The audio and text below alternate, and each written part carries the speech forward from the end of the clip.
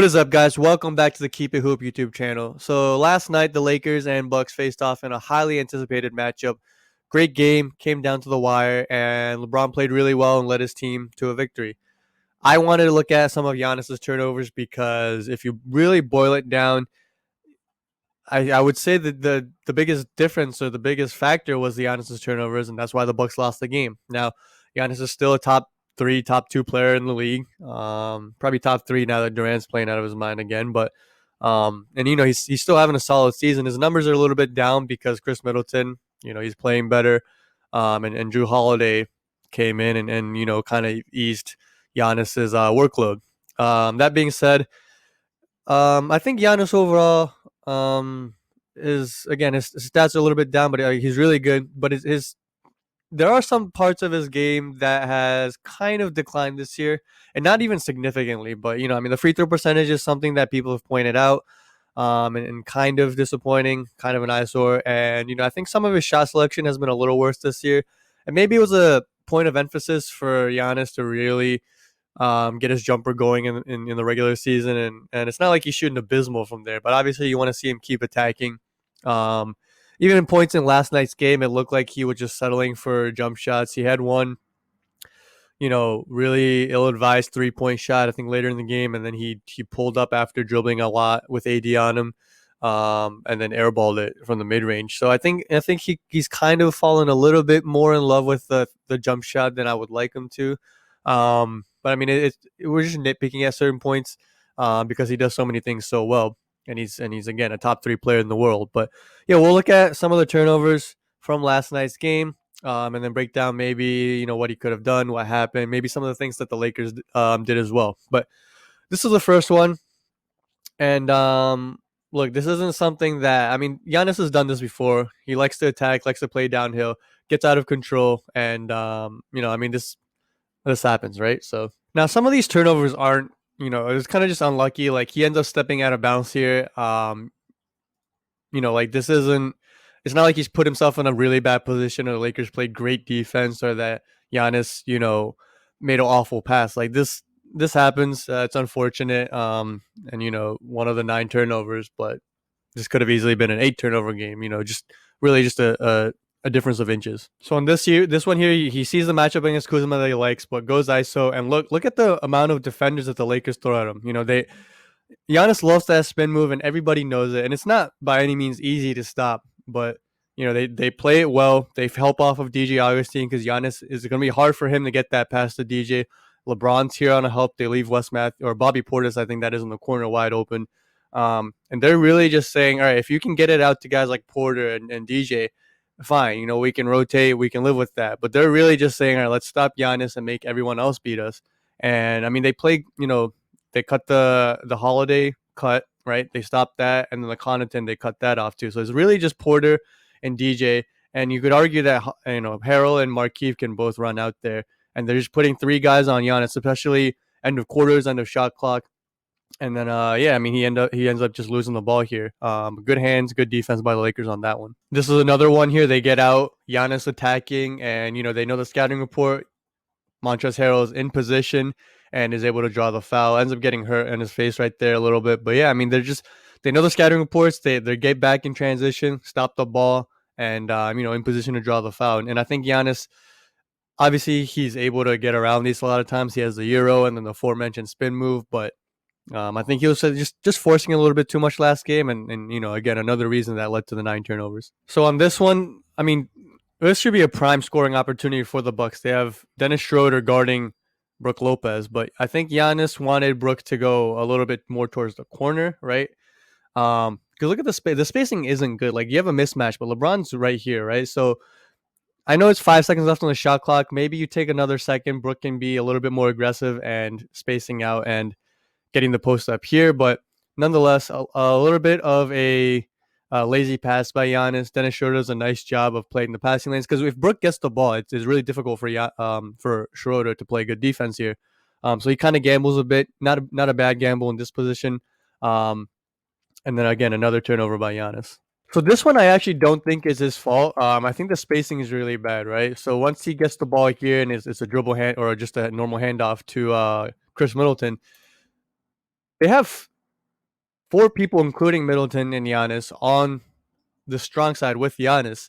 So as he's rolling, the Lakers just have so much of an easier time stopping Giannis's roll, whether it's trying to get in the passing lane or drawing a charge, which ends up happening because Harrell's still here, right? And it's not like if Portis was here, you have a little bit more space, but you really have, even as they hedge Chris Middleton hard, they have three guys that Giannis has to get around. And I get Giannis is, again, a great player, a great finisher, has the Euro, and has a spin move, but three guys in traffic, right? That's not easy by any means. And especially at the end, again, at the end of quarters, right? Giannis doesn't have a lot of options once he gets this ball. And as he's getting it on the run, Caruso does a really nice job of anticipating it and then coming in to draw the charge. And he can do that because he can trust Schroeder to get out on that on Drew Holiday, who's the shooter right here. And DJ Augustine is in no man's land because he's not going to take this shot. He's not going to cut down, and you can't throw a lob to him. So, the initial play for him to come up here was kind of weird when Giannis was already there. And then for him to drop down and then really just allow Dennis Schroeder and Caruso to play 2-on-1 against Giannis, and even 2-on-2, I guess you can consider Giannis and Drew Holiday versus them too. DJ Augustine just needs to be out here or out here. Like, there's really bad positioning, and but yeah, I don't think this one's Giannis's fault. Like, it was a give and go, right? And he was rolling. Chris Middleton makes a decent pass, but because of Portis Augustine's positioning, there's just too many Lakers in the area for Giannis to operate. And I think this is kind of a weird call because in the rule book as is today, this is an offensive foul. I do think it's always weird when the offensive player is going to get the ball and then the defender's there and then it's a charge. I get, by the rule it's a charge, but also, like, what's the offensive player supposed to do if he's just trying to get the ball? The defender happens to be there. Really difficult position for refs and players, I think. But yeah, I mean, it's just like, because Giannis can't really do anything here. He's catching the ball and he's running, and as soon as he gathers, Caruso's already there, and there's nothing Giannis can do, right? He tries to stop. There's a big man, catching the ball at full speed. So I don't think that one's his fault. I think that was just more so, again, DJIC, and then also a good defense by Caruso. So this one actually gets initially called a block and then gets reversed. But I want you guys to realize a key, I think, common denominator, right? A theme we see is that the Bucks are on a lot of these turnovers forced to attack with 8, 7, 6, 5 seconds on the shot clock or at the end of quarters. And, given Giannis's lack of ability to shoot from the outside consistently, when he gets the ball at the end of shot clock, he's attacking, right? He's going to the rim. And the Lakers, with their good initial defense, are able to force Milwaukee into these situations, making it easier to guard Giannis. Because if there's, 18, 15 seconds left on the shot clock, it's easier for Giannis to break down, be patient. You can have things like pick and rolls. And then even when there's a mismatch like earlier with Brook, you can get to it. And then that's how they can get, so many threes off of movement like that. But at the end of shot clock and then the ball gets to Giannis, there's really one thing he's going to do, and it's put his head down and drive. And the Lakers were doing a good job of, one, forcing that. And then two, once that happened, you know, drawing charges or getting their hands in the passing lanes or, swiping at the ball. So a little bit of a broken play here as the ball doesn't get to Brook. He gets it, but look, 3.8 seconds. He could possibly get it to Connaughton there in the corner, but Kuzma's already there. And granted, this looks like a decent lane for Giannis to begin with because Brook is screening both Morris and Caruso.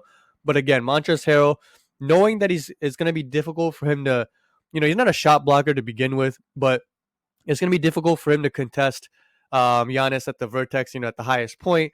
So he's doing what a lot of non-shot blockers have been doing the last few years, which is going to draw the charge. And he does a really good job here. Gets in position. Even Kuzma's there. Morris got over the screen. He's there. And that's three guys, right? And again, 2.8 seconds. He could make that pass to Connaughton. But it's not an easy pass. And again, yeah, ideally, that would be the right play. But I don't think in the grand scheme of things, like, this is an awful decision. Because Giannis, again, doesn't have too much of a decision, right? And the weak side isn't doing anything.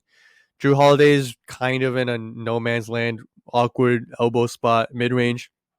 And Bryn Forbes, he's going up because LeBron's watching Giannis, right? I mean, LeBron's not guarding anyone here. For those of you that didn't notice, he is watching. He's not going to help Giannis. He's not guarding Drew Holiday, and he's not guarding Bryn Forbes.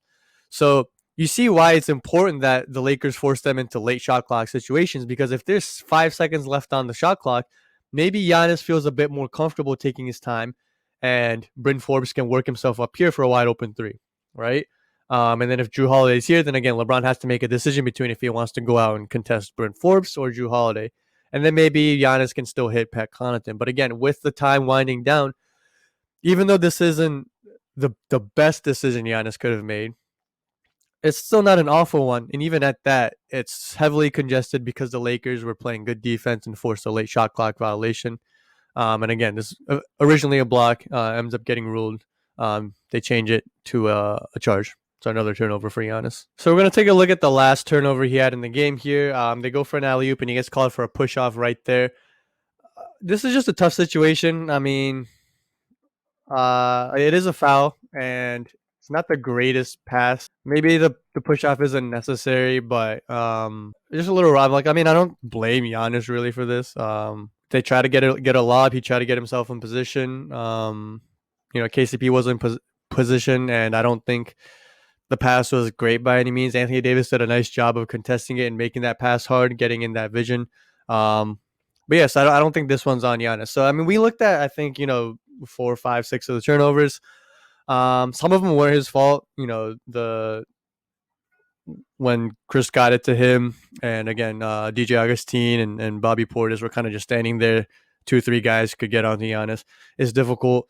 And, I mean, Giannis did have some bad passes, like the one to Brook Lopez.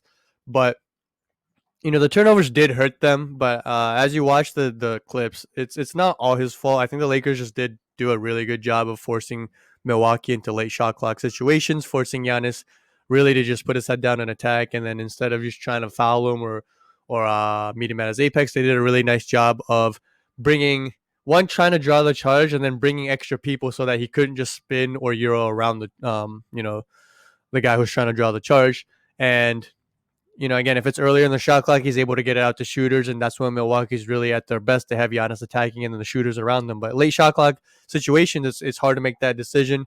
You're just trying to get the ball up, and I mean, the Lakers just did a really nice job on defense. But there are situations where Giannis can definitely improve. Again, the shot selection wasn't great, and some of the turnovers were still his fault. And he's probably kicking himself in the foot right now, and he's hard on himself, so I'm sure he'll take responsibility. We all expect Giannis to bounce back, and he's still a really good player. But yeah, just wanted to look at some of the turnovers, some of the things the Bucks can do better, some of the things that the Lakers did really well, and some of the things that Giannis messed up on. That'll be it today. Thanks for watching. If you guys could subscribe, like, share, and comment, it'd mean a lot. Really trying to get this up and running. Or continue to do so. We will have another video definitely on Monday, maybe tomorrow. But yeah, thanks for watching again. And and don't forget to hit or just follow our social media pages. Links will be in the description below. But yeah, thanks for watching, and see you guys soon.